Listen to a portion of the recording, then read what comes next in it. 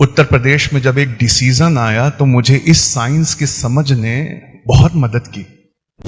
UP की government ने एक डिसीजन लिया कि अजान नहीं देने देंगे, लाउड स्पीकर्स को नीचे उतार देंगे। इस बात से मैं बहुत मायूस हुआ। समरकंद में मैंने ये बात जब समझाई तो उन्होंने मुझे बताया कि क्या ऐसी अजानें होती हैं जैसे हमारे समरकंद और बुखारा में होती हैं? मैंने कहा नहीं, अजानें ऐसी होती हैं जिसको सुनने वाले का दिल, चाहे वो ईमान वाला ही क्यों ना हो, मैं अपने रब के सिवा किसी से नहीं डरता, इसलिए सच बोल रहा हूं, हम अजानें ऐसी देने लगे थे कि सुनने वाले को वो नागवार गुजर रही थी।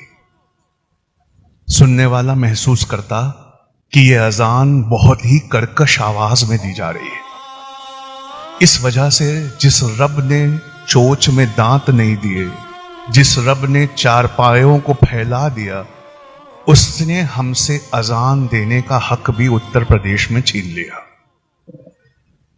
इस वजह से जब इस प्रोग्राम की डेट मुझसे मांगी गई तो मैंने हर काम छोड़कर आने का सोचा, क्योंकि दिन में 5 मर्तबा अगर किसी मुसलमान का किसी गैर मुस्लिम से पहला पाला अगर पड़ता है तो वो अजान से है।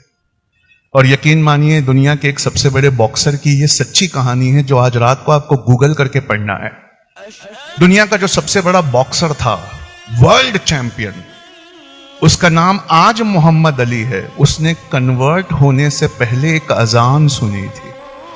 उस अजान ने उसके दिल में इतना सुकून दिया था कि उन्होंने आगे बढ़कर कलमा पढ़ लिया था। आपकी मस्जिदों में क्या होता है? आपके बारे में इतनी बुराइयां की गई हैं कि कोई आपके मस्जिद में आकर देखेगा नहीं, लेकिन आपके मस्जिद में क्या होता है, इसका एक छोटा आधार कार्ड, आपके मीनारे से निकलने वाली ये आवाज है। अगर ये आवाज खूबसूरत है तो लोगों को करीब लाएगी, अगर ये आवाज बहुत खूबसूरत नहीं है तो लोगों को दूर करेगी। खानकाएं हुआ करती थी, मदरसे हुआ करते थे, उनके बारे में यह मशहूर था कि कोई किसी शहर में जाए और उसका सामान चोरी हो जाए और उसे भूख लगी हो तो एक खानकाह ढूंढ कर पहुंच जाए और वहां पेट भर के खाना खा ले। आज 2024 में ये बातें गुरुद्वारों के लिए मशहूर है। आपकी खानकाहों की शानदार चीजें अब किसी और ने ले ली है। लफ्जों का असर वाइब्रेशंस के जरिए हमारे खून पे, हमारे दिमाग पे और हमारे दिल पर बहुत गहरा होता है। इसकी एक मिसाल मैं देना चाहता हूं ताकि बात समझ में आए कि अजान अच्छी देना क्यों जरूरी है। आपने कभी किसी बेहतरीन लीडर की अच्छी तकरीर सुनी है? वो तकरीर स्टेज पर से दे रहा है, आप उससे बहुत दूर बैठे हैं, लेकिन वो लफ्जों के चयन को ऐसे करता है और अपने लफ्जों को अदा ऐसे करता है कि सुनने वाले का ब्लड प्रेशर बढ़ जाता है, उसकी सांसें तेज हो जाती है, उसके दिल में एक कुछ वक्त के लिए ये आता है कि मुझे अपनी कौम के लिए, अपने समाज, अपने देश के लिए कुछ करना है। ये अजानें जब मस्जिदों से पुकारी जाती हैं,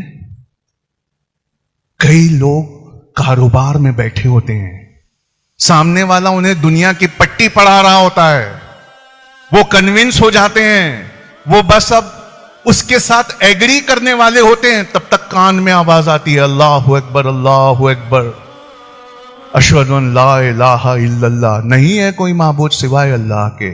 मत घबरा। वो अजान के उन लफ्जों को सुनकर उसके जहन और कल्ब में ऐसा असर होता है कि अगर वो गलत चीज है तो वो मना कर देता है। कितने लोग हैं, हम बचपन से, अपनी गवाही तो कम से कम दे सकते हैं, चलो झूठ नहीं बोले, तुम्हारी कौम का नरसंहार हो रहा है, अब तो सच बोलो। क्या बचपन से कोई शरारत करते वक्त या कोई गुनाह की तरफ बढ़ते वक्त जब अजान की आवाज कान में आती तो क्या हम गुनाहों से नहीं रुक जाते थे? क्या हम वो शरारत नहीं छोड़ देते थे?